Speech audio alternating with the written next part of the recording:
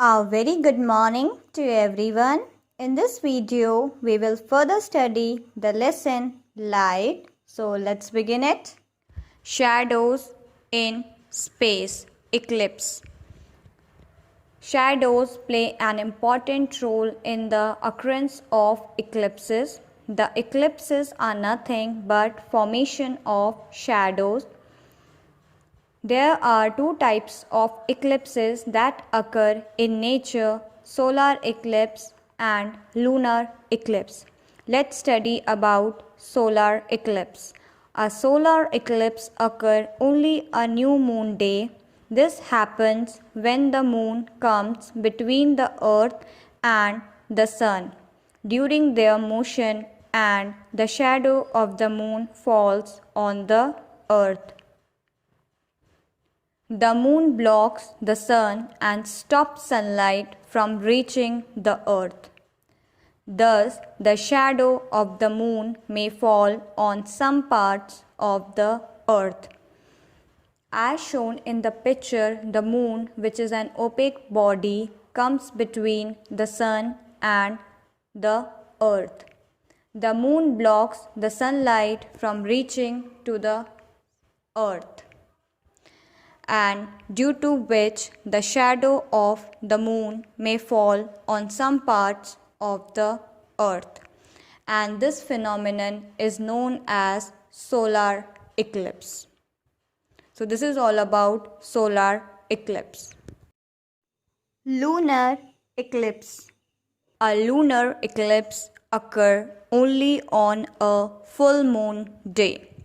This happens when the earth comes between the sun and the moon during their motion and shadow of the earth falls on the moon. As shown in the picture, the earth, which is an opaque body, comes between the sun and the moon. The earth blocks the sunlight from reaching to the surface of the moon, and due to which the shadow of the earth falls on the moon. And this is how lunar eclipse occur. Now let's study about plane mirror. A plane mirror is made by silvering one side of a thin plain glass plate. The surface on which silvering is done is called silvered surface, as shown in the picture, while other surface of glass plate is called reflecting surface, from where light is reflected, as shown in the picture. The light incident on a plane mirror enters from the front side of the polished surface and is reflected from the silvered surface. The coating, being opaque, does not allow the light to pass through it. Now let's study reflection of light. When a ray of light falls on any surface, it changes its direction and bounces back. This bouncing back of light is called reflection of light. The ray of light which falls on the reflecting surface of the mirror is called the incident ray, as shown in the picture. The ray of light which is sent back from the reflecting surface of the mirror is called reflected ray, as shown in the picture. Different objects reflect light to different extents.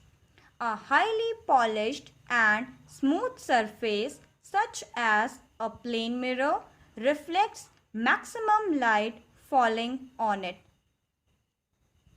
while a transparent object reflects the least amount of light. Black objects absorb all the light and do not reflect any. So this is all about reflection of light. Lateral inversion. In a plane mirror, the right side of an object appears to be the left side of the image and the left side of the object appears to be the right side of the image. When you stand in front of a mirror and raise your right hand, you will observe that your left hand is seen raised in the image. This left-right inversion of the object and its image is known as lateral inversion. Our image in a plane mirror shows lateral inversion. As you can see in the picture that the F is shown laterally inverted in its mirror image. The front of an ambulance is written as laterally inverted so that the driver of the vehicle moving ahead of the ambulance see the laterally inverted image of the word and thus read it correctly, giving way to the ambulance. So this is all about the lesson light. Thank you, students.